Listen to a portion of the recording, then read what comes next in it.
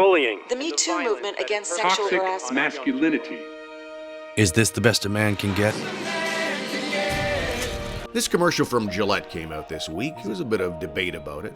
It tackles the issue of men who, even in this day and age, are still being jerks. It's an obvious message to most men. It's a nice message, even in the context of selling razor blades. Some men, I guess, do need to make some changes to be kinder. And a message like that is never a bad thing. Today I've got another message. It's directed at this man. Yeah, that's me, the day after our son Michael was born. And it wouldn't be long before that man needed to make some changes as well.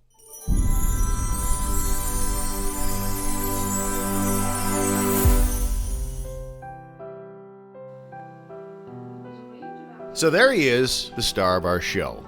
We liked him straight away. We all love our kids. We're proud of them. Sometimes we're proud of them to a fault. Take minor sports, for example. I mean, YouTube is just filled with videos of men behaving badly at their child's games. Again, I think they're in the minority, but most of us are really into it. So many of us have that pride thing going. Moms as well. That whole, I want my kid to be one of the best. He was gonna play in the big league.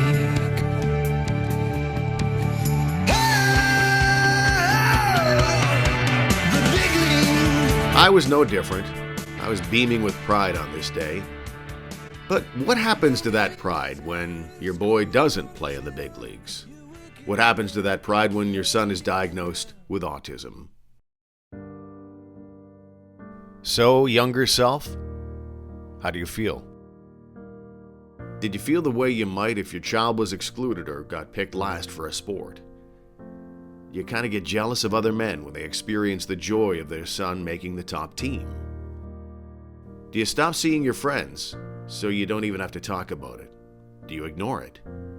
Do you go into denial? Do you hide away from your partner? Leave the house a lot? Why the did this have to happen to you?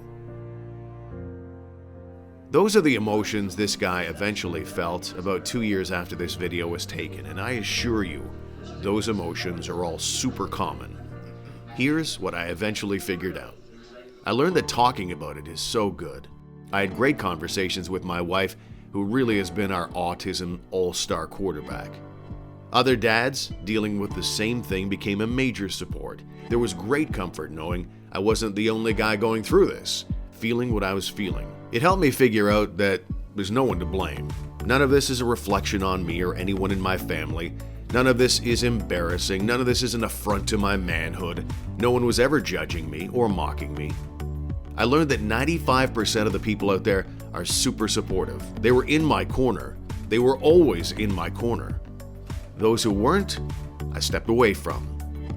Maybe those are the guys who really need to see the Gillette ad. Hang in there, younger self. Your son is awesome. He's gonna have some issues, but he's awesome. And there will be a lot of good times ahead. I wish